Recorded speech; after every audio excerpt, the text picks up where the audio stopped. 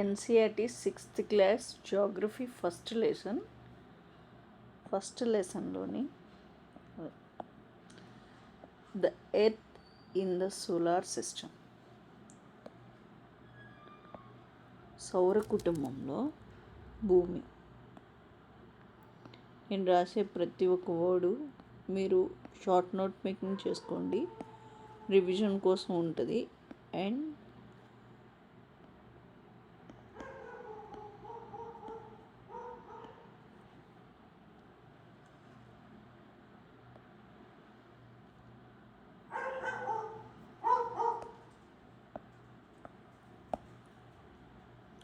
you can see full moon only once in about a month's time. Full moon night or Purnima, new moon night or Amavasya. అమావాస్య రోజు clear night కనిపిస్తుంది.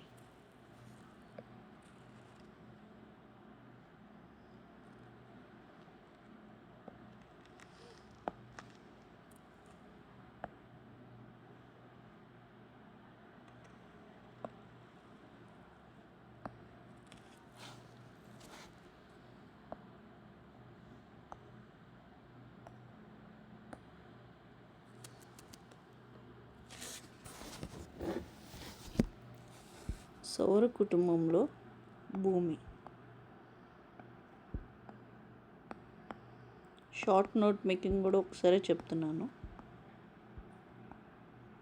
Short note making ఖచ్చితంగా చేసుకోండి. భూమి, పూర్ణిమ are పౌర్ణమి అంటే సూర్యుడు.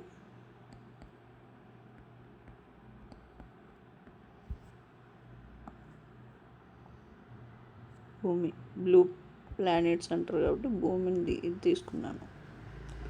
మనకి moon white కలర్లో రాస్తే కనిపించదు కదా, సరే రెడ్లో రాసుకుందామా. Okay, moon. ఎందుకమ్మా పైకి వెళ్ళావు? మూన్ ఓకే అంటే చంద్రుడు. ఒక లైన్లో ఉంటారు అన్నమాట. ఒక లైన్లో ఉండడం వల్ల నీకు ఈ చంద్రుడు తన చుట్టూ తను తిరగడానికి అండ్ భూమి చుట్టూ, భూమికి ఉన్న వన్ అండ్ ఓన్లీ ఉపగ్రహం చంద్రుడు. స్పిన్ అవ్వడానికి అంటే భూమి చుట్టూ తిరగడానికి, తన చుట్టూ తను తిరగడానికి 27 డేసే పడుతుంది. అంటే సేమ్ టైం రెండిటికి. ఓకే,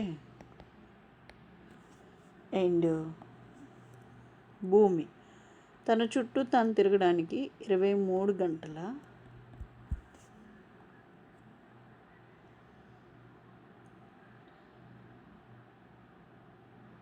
56 నిమిషాల 4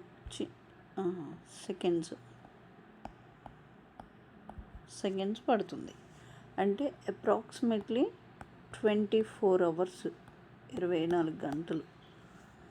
మళ్ళీ భూమి దీన్ని ఏమంటారు? భూభ్రమణం అంటారు. భూభ్రమణం అంటారు. సన్, యాక్చువల్లీ సన్నే రెడ్ కలర్లో ఉంటాడు కదా, సరే ఉందిలే ప్రస్తుతానికి. సూర్యుడు, భూమి సూర్యుని చుట్టూ తిరగడాన్ని భూ పరిభ్రమణం అంటారు. రివల్యూషన్, పరిభ్రమణం అంటారు.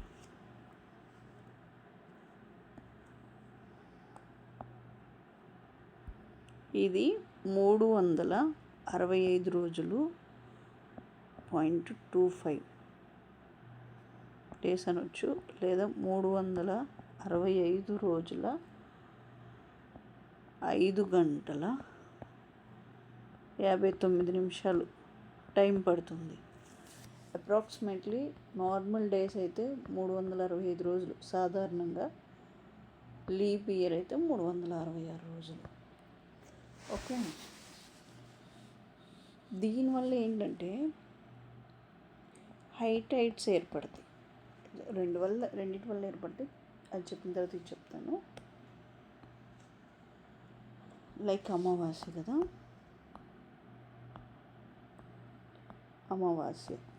అమావాస్య అంటే క్లియర్ నైట్, మొత్తం చీకటిగా కనిపిస్తుంది. మనల్ని బయటికి కూడా పోనివ్వరు కదా మన కల్చర్ ప్రకారం, ఎందుకంటే దెయ్యాలు భూతాలు పడతాయి అని క్రియేట్ చేసేదే ముందులే. ఎడ్యుకేషన్ సరిగ్గా లేకపోతే మనం అదే చేస్తాం. అమావాస్య మొత్తం చీకటిగా కనిపిస్తుంది. ఇంకా వేరే ఆబ్జెక్ట్స్ ఏం కనిపించవు, ఆకాశంలో ఏం కనిపించవు. ఎలా అంటే ఇక్కడ రెడ్ కలర్ సూర్యుడు,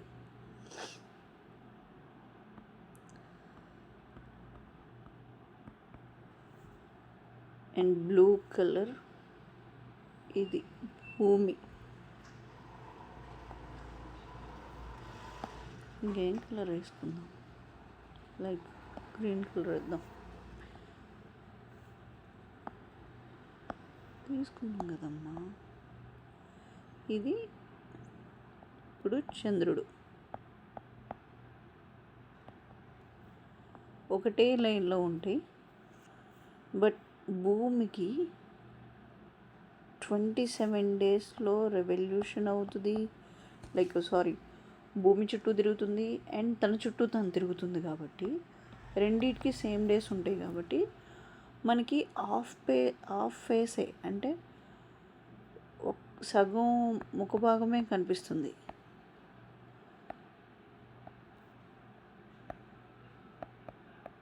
మనం సగం హాఫ్ మాత్రమే చూడగలం. సూర్యుని కిరణాలు పడతాయి, బట్ ఒక సైడ్ పడతాయి, ఆ సైడ్ మనకు కనిపించదు. కాబట్టి ఇది మొత్తం బ్లాక్గా కనిపిస్తుంది, లైక్ కంప్లీట్లీ బ్లాక్గా కనిపిస్తుంది. కాబట్టి చీకటిగా కనిపిస్తుంది. దీన్ని అమావాస్య అంటారు. ఈ రెండింటి వల్ల యూజెస్ ఏంటంటే హై టైడ్స్ ఏర్పడతాయి. సముద్రంలో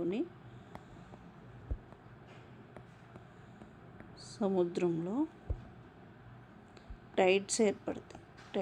హై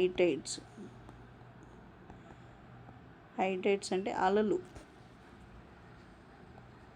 అంటారు, కెరటాలు అంటారు,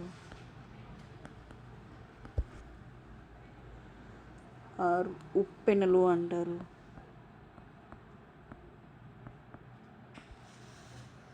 తరంగాలు అంటారు. సముద్ర తరంగాలు ఏర్పడతాయి. సముద్ర తరంగాలు ఏర్పడటం వల్ల వీటినే ఆటుపోట్లు, అంటే హై టైడ్స్ని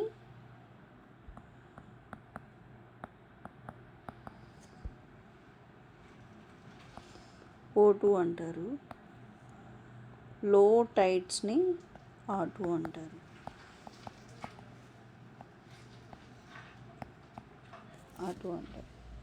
లైక్ ఇప్పుడు ఏంటంటే ఈ రెండు రావడం వల్ల హై టైడ్స్ ఏర్పడతాయి.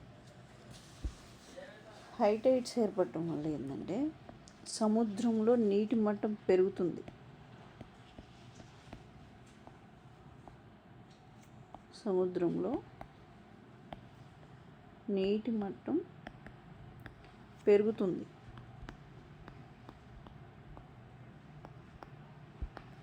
అలా పెరగడం వల్ల యూజెస్ ఏంటంటే, అసలు ఎందుకు పెరుగుతుందంటే సన్ అంటే సూర్యుడు అండ్ చంద్రుడు, మూన్, లైక్ చంద్రుడు కదా సూర్యుడు కదా, వీళ్ళిద్దరికీ గురుత్వాకర్షణ శక్తి ఉంటుంది. ఈ గురుత్వాకర్షణ శక్తి వల్ల చంద్రుడు ఏం చేస్తాడంటే మన ఎర్త్ మీద ఉన్న సముద్రాన్ని తన వైపు లాక్కుంటాడు. పుల్లింగ్ ఫోర్స్ ఉంటుంది. పుల్లింగ్ ఫోర్స్ అంటే లాగడం, పుషింగ్ అంటే నెట్టడం.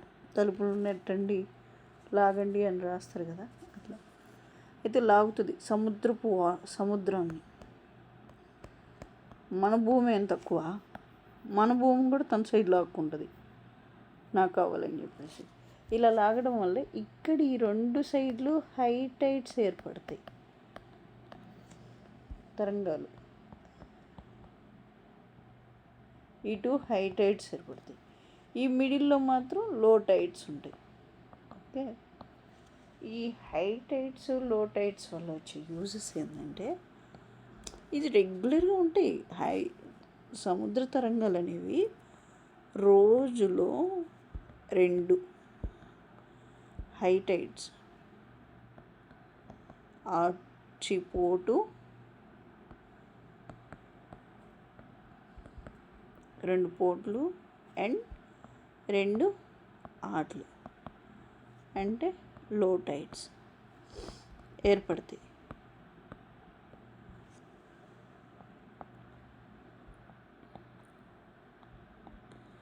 నెక్స్ట్ వన్ వచ్చేసి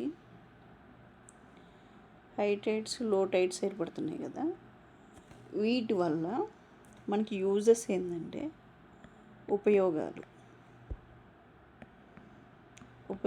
ఏంటంటే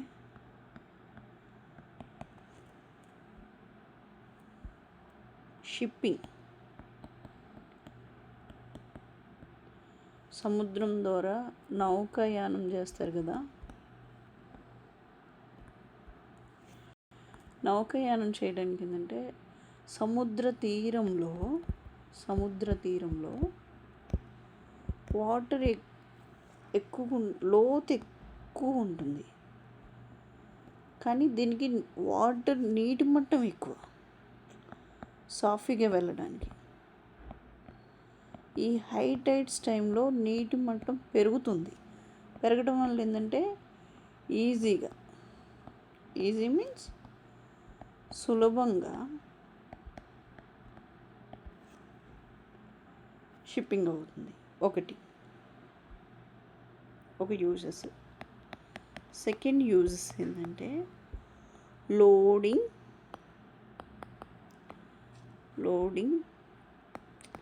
అన్లోడింగ్. అంటే ఒక వస్తువుని దించడం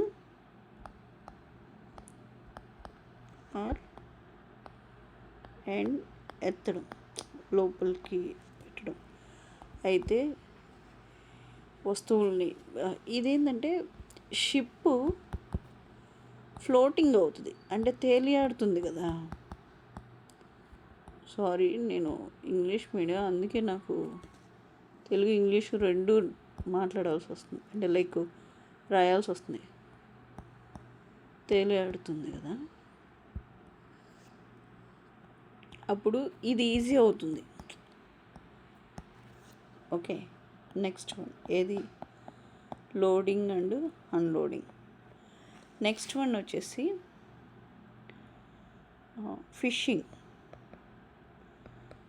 ఫిషింగ్ 2 హై టైడ్స్ లో టైడ్స్ 2 యూజెసే దీనికి. హై టైడ్స్ అటు పోటు 2 యూజెసే.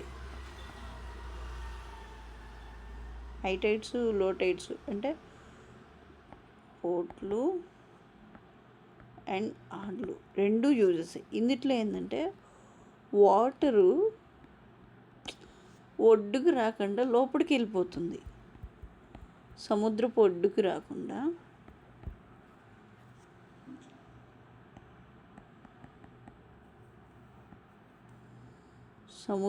ఒడ్డుకు రాకుండా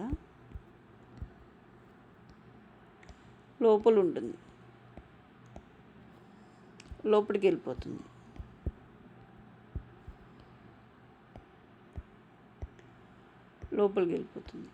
అలా లోపలికి వెళ్ళిపోవడం వల్ల ఫిషెస్ స్ట్రక్ అయిపోతాయి, ఒక ప్లేస్లో స్ట్రక్ అయిపోతాయి.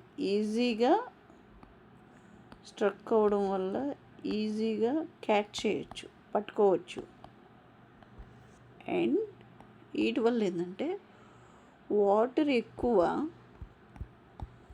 ఎక్కువగా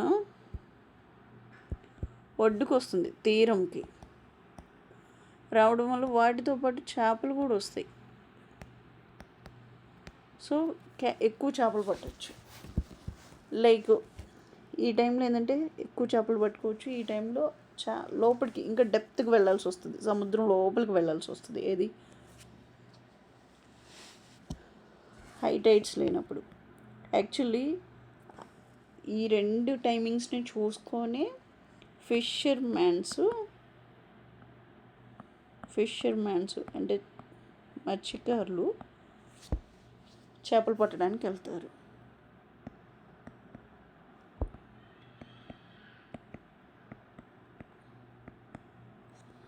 చేపలు పట్టడానికి వెళ్తారు. అది మార్నింగ్, ఈవినింగ్ టైం.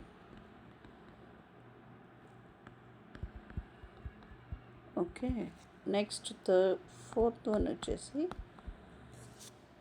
ఎలక్ట్రిసిటీ.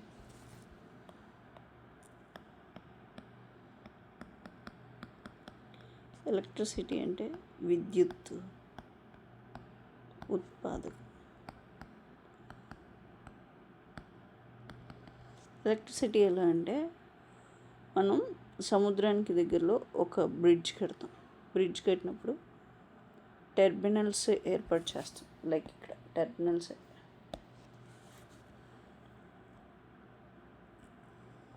చక్రం లాగా ఉంటుంది. టెర్మినల్స్ ఏర్పాటు చేసినప్పుడు హై టైడ్స్ వచ్చినాయి అనుకో, వాటర్ లోపలికి వస్తుంది. లైక్ ఇది వాటర్ అనుకోండి, ఇటువైపు వస్తుంది. బట్ లో టైడ్స్ అప్పుడు ఇటు వస్తుంది. హై టైడ్స్ వచ్చినప్పుడు ఇటు పోతుంది కదా, చక్రం తిరుగుతుంది. తిరగడం వల్ల ఏంటంటే జనరేటర్స్ వర్క్ అవుతాయి. జనరేటర్స్ వర్క్ అవ్వడం వల్ల ఎలక్ట్రిసిటీ ఫామ్ అవుతుంది. విద్యుత్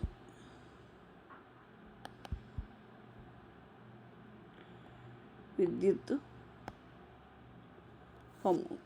ఓకే, అదొకటి. ఇది రెన్యూవబుల్ ఎనర్జీ అంటే ఎండింగ్ ఉండదు, లైక్ అయిపోతుంది అన్న భయం ఉండదు అన్నమాట. ఇప్పుడు యాక్చువల్లీ యుద్ధాలు జరుగుతున్నాయని ఆయిల్ అవన్నీ తక్కువ వస్తున్నాయి కదా మనకి. ఇవి యూజెస్ వస్తాయి. ఎలాగో మనం విద్యుత్ మీద ఎక్కువ డిపెండ్ అవ్వాల్సి వస్తుంది కాబట్టి. నెక్స్ట్ వన్ వచ్చేసి fishing and climate change. Climate like weather balancing, climate కాదు, వెదర్ బ్యాలెన్సింగ్. వెదర్ బ్యాలెన్సింగ్ ఏంటంటే సముద్రంలో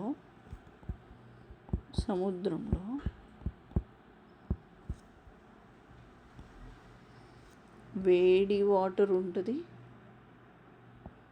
అండ్ కూల్ వాటర్, చల్లని వాటర్ ఉంటుంది. ఈ విండ్ వచ్చినప్పుడు దీని మూమెంట్ మారిపోతుంది కదా, లైక్ లోవర్ ప్రెషర్ నుంచి హయ్యర్ ప్రెషర్ వరకు, లోవర్ ప్రెషర్ నుంచి హయ్యర్ ప్రెషర్ నుంచి లోవర్ ప్రెషర్కి వెళ్ళిపోతుంది కదా. విండ్ ఎప్పుడైంది హయ్యర్ ప్రెషర్ నుంచి లోవర్ ప్రెషర్కి వెళ్ళిపోతుంది. అలా వెళ్ళినప్పుడు వర్షం వచ్చే డైవర్షన్ కూడా డిపెండ్ అవుతుంది,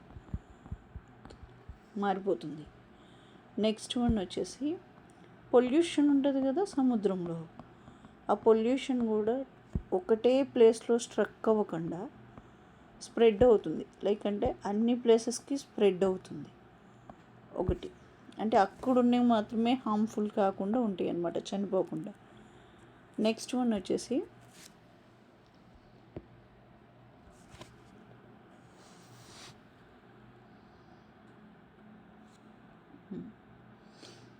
వేడి వాటర్, కూల్ వాటర్ రెండు మిక్స్ అవుతాయి. వేడి వాటరు అండ్ చల్లని వాటర్ వచ్చేసి మిక్స్ అవుతాయి, అంటే కలిసిపోతాయి. మిక్స్ అవ్వడం వల్ల ఏంటంటే వెదర్ బ్యాలెన్సింగ్ ఉంటుంది. లైక్ అంటే భూమి పూర్తిగా కూల్ అవ్వదు అండ్ పూర్తిగా వేడవదు, బ్యాలెన్సింగ్గా ఉంటుంది.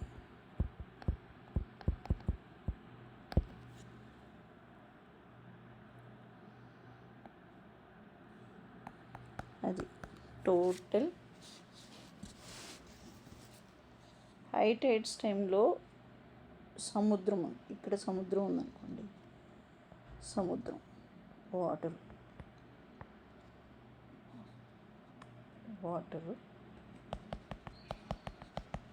మనకి ఇక్కడ ఒడ్డు ఉంది, తీరం. హై టైడ్స్ టైంలో అంటే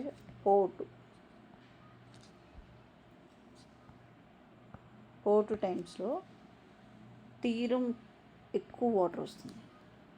బట్ ఆటు అంటే లో టైడ్స్ టైంలో వాటర్ తీరం దాకా వెళ్ళదు, తక్కువ ఉంటుంది.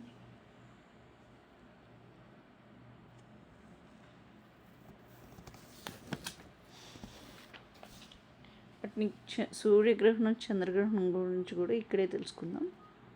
సూర్యుడు ఇలా నువ్వు డ్రా చేసుకుంటే ఏంటంటే సబ్జెక్ట్ బ్రెయిన్కి ఈజీగా ఉంటుంది.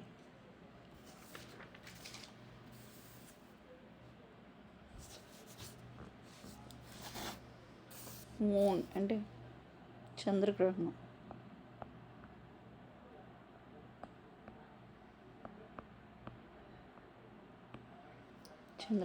అప్పుడు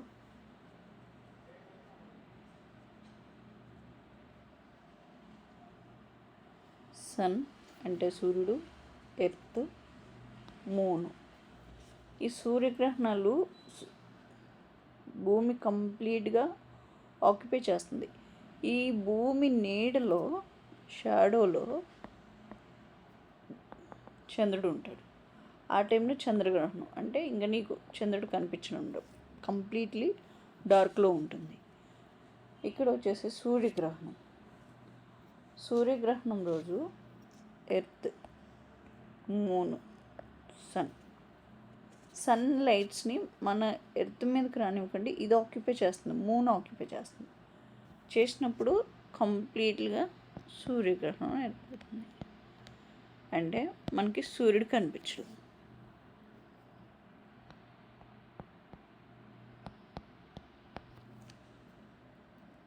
నీకు అమావాస్య, పౌర్ణమి వల్ల ఇవి డిఫరెన్సేషన్ ఉంటాయి. అండ్ మన కల్చర్కి సంబంధించి అయితే అమావాస్య అంటే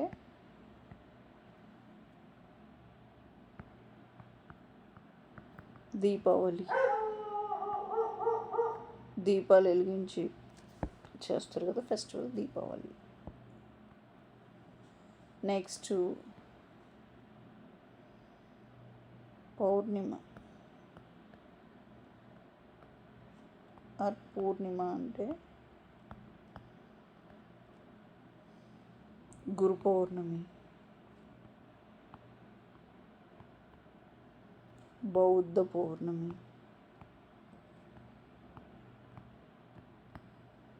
ఇటువంటివి ఉంటాయి అన్నమాట. లైక్ కల్చర్ ప్రకారం ఎకనామికల్గా షిప్పింగ్ ఉంటుంది, ఎకనామికల్గా అండ్ జాగ్రఫికల్గా వెదర్ బ్యాలెన్సింగ్ ఉంటుంది, అండ్ టైడ్స్ ఉంటాయి. అండ్ దీనివల్ల మనకి వేరే కంట్రీస్తో మంచి ఫ్రెండ్షిప్ ఏర్పడుతుంది. లైక్ అమావాస్య, పౌర్ణిమ వల్ల యూజెస్ అన్నమాట ఇవన్నీ.